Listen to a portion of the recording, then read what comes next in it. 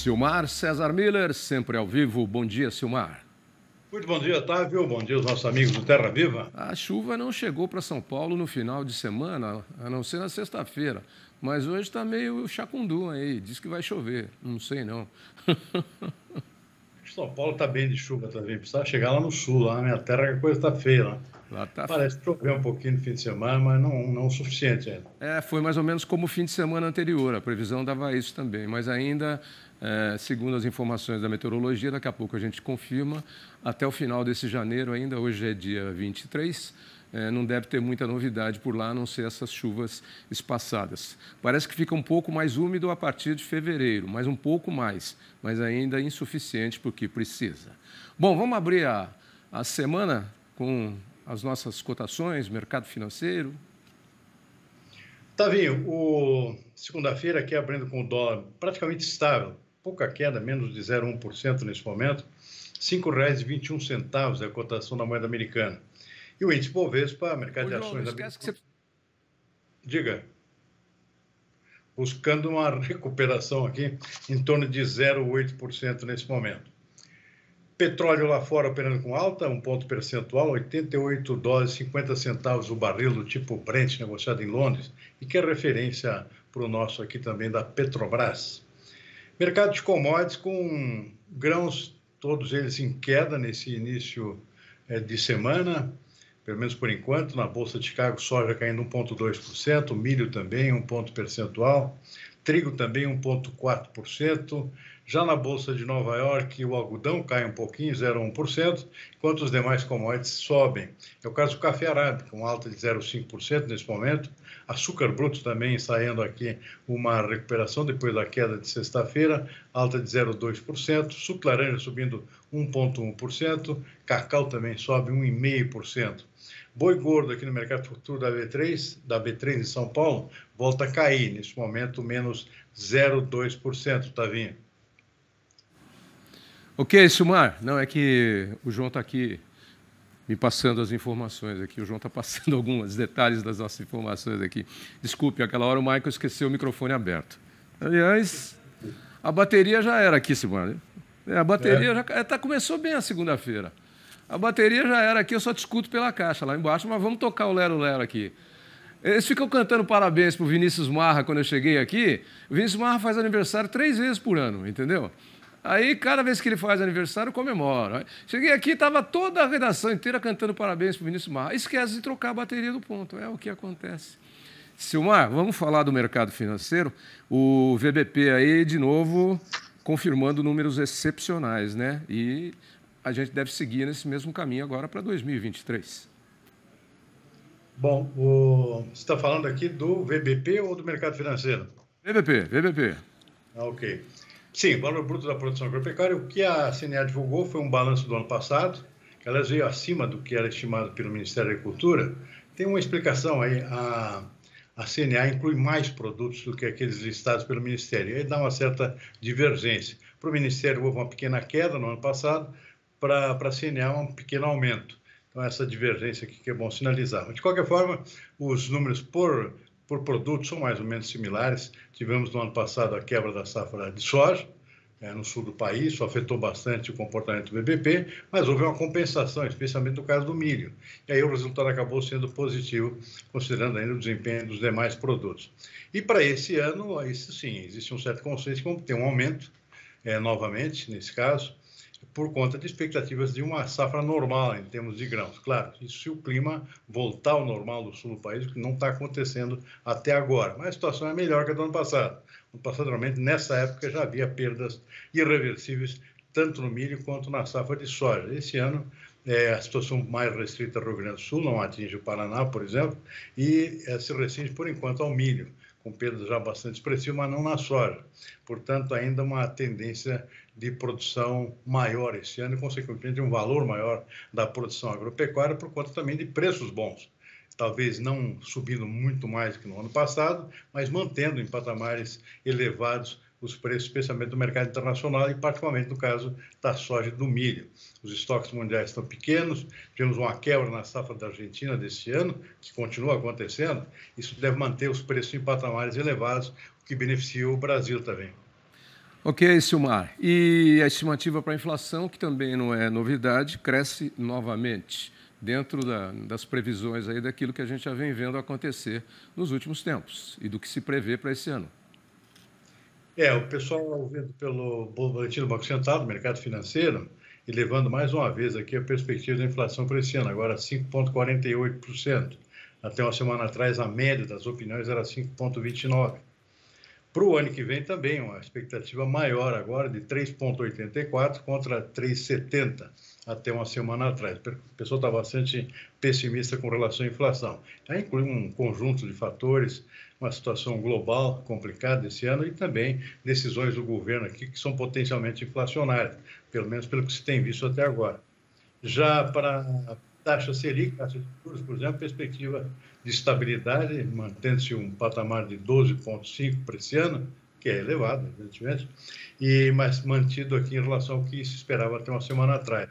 Já para o ano que vem, sim, o pessoal está vendo um cenário mais pessimista, com um novo aumento na taxa de juros, nesse caso aqui, de 9,25 para 9,54. De resto, para o PIB brasileiro desse ano, não mudou muita coisa, 0,79%, contra cerca de 3% no ano passado, portanto, aí estamos com um desempenho mais complicado para esse ano, por conta, inclusive, de situação internacional menos favorável, tá vendo? Não há no mercado financeiro, porque apareceu aí, brotou do nada nesta segunda-feira, com a viagem internacional do presidente Lula, a oficialização de uma moeda única entre Brasil e Argentina. Isso aí eu não sei. Tem uma história do passado, já tem, acho que era da época do Fernando Henrique, eu não sei, não me lembro bem, que era uma coisa de questão de querer fazer paridade do dólar entre o dólar argentino e o dólar brasileiro, o que equipararia as duas moedas, né? Eu não sei. Eu não sei. Se fosse para equiparar o dólar, ou a libra esterlina, ou o euro, eu acharia uma coisa positiva. Agora, equiparar o peso argentino, que não está valendo nada, ou trazer o peso para o Brasil, qual é o significado por trás? Qual é a entrelinha dessa notícia aí? O intervalo do degrau. Algumas ideias populistas que surgem, particularmente dos nossos vizinhos aqui, uma ideia que não é brasileira, é argentina mesmo. Portanto, apareceu novamente no radar essa ideia, que não vai funcionar também, embora seja isso só para transações entre países, né? É bom citar que não é uma substituição da moeda interna dos países, mas para transações entre os países. Mas, assim, é muito complicada a viabilização disso aí, então acaba ficando só no vazio aqui. É mais para dar uma esquentada nos discursos de ambos os lados aqui, sempre surge esse tipo de ideia. Normalmente são dos nossos vizinhos, para tentar melhorar a moeda deles. Porque a nossa aqui, de certa forma, está bem estabilizada, apesar da inflação e de tudo que a gente vem sofrendo aqui, mas é uma situação bem mais confortável que a dos nossos vizinhos. Qualquer um deles, mas principalmente em relação à Argentina, a situação é muito complicada também. E, de qualquer forma, também, como a gente diz, é mais uma... como é que é? É um jeito de buscar divulgação na imprensa, né? E dizer, estamos trabalhando, né? Criar um fato novo, estamos com essa ideia e tal. É midiática, né? É midiática, né? Agora, por falar em midiática, o caso Americanas aí continua dando pano para manga, hein? E agora os 3 acionistas principais, que detinham acho que 35% do grupo, há muito tempo já, há uns 30 ou 40 anos, estão sendo investigados por má gestão, má administração nos fundos. Eles já divulgaram uma nota hoje, Marcel Sucupira e o Lehmann, dizendo que não tem nada a ver com isso, né? Não sabiam de nada, nem eles e nem os acionistas. Então, se ninguém sabia, é coisa do Espírito Santo, né? Sei lá, caiu do céu. Nesse caso, não foi uma bênção, foi uma praga. Então, a gente fica pensando nessas coisas. E aí já começaram a fazer uns levantamentos aqui, e o Walsh diz até que o conceito deles de capitalistas do bem caiu por terra com esse negócio americano. Capitalista do bem. Não tem capitalista do bem, não tem governo do bem, não tem socialista do bem, não tem comunista do bem, não tem ninguém do bem. Todo mundo cuida dos seus interesses. Do bem, as religiões cuidam, né? Mesmo assim, também, elas têm aí os seus interesses, porque elas precisam sobreviver. Então, que negócio é esse de capitalista do bem? Né? Vem cá, e aí já começaram a levantar algumas coisas do passado dos 3, que são sempre grandes investidores, e arrojados, sempre muito arrojados, e sob o comando do Lema. O primeiro caso já teve uma confusão lá na época do BTG Pactual, né? Do BTG Pactual, não, o antigo banco deles lá, esqueci agora. Depois já levantaram alguns casos lá, tiveram que esclarecer com a Comissão de Valores, mais ou menos parecido com o nosso aqui, a Comissão de Valores lá nos Estados Unidos, valores imobiliários, com relação à Heinz e a outra empresa alimentícia que eles têm. Enfim, aí agora o pessoal começa a puxar a ficha. Mas o caso continua misterioso. E eu digo para você, teria sido uma bênção ou uma praga de 7 dias, que foi o tempo que durou lá. O novo interventor lá, que era para ser o diretor, e saiu correndo pela mesma porta que entrou. Não tinha nem fechado a porta ainda, e ele já saiu correndo. Uma história muito estranha, né, Tavinho? É incrível, né, como 3 empresários desse quilate aqui podem deixar passar em branco a situação, dizendo que nem conheciam nada dessa situação toda de uma empresa tão grande, tão importante como é o caso dos americanos, né? Então, realmente está muito esquisita essa história, e não se tem ainda um fio da meada lá que leve à origem desse endividamento, que é monstruoso, né? Começou com 25, se não me engano, 25 bilhões, já está em 43, ou seja, o fio da meada parece infinito, né? Então, realmente, é uma situação que não condiz com o que se imaginava desses grandes empresários, né? Com presença mundial, donos de marcas fundamentais, importantíssimas, mundo afora, não só no Brasil, né? E deixar passar um rombo desse tamanho. Muito esquisito essa história, né? O banco lá que eu falei, o primeiro banco deles lá foi, estou vendo aqui, foi o Garantia. Aí começaram a levantar algumas coisas que aconteceram no Garantia. Depois levantaram coisas que aconteceram com a Cosan, quando ela adquiriu a ALL, né, que era a América Latina Logística, que era ferrovia, que aí eles também eram grandes acionistas.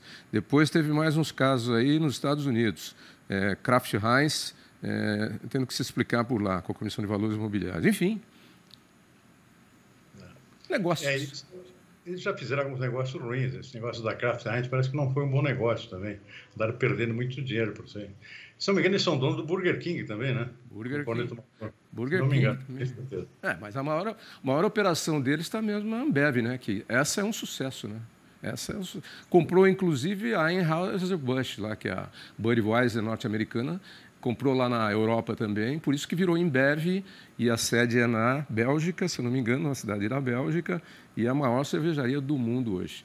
Mas, no mundo dos negócios é assim, né? Às vezes se acerta, às vezes não acerta. Pelo menos nessa área da cerveja, eles estão se dando bem, né?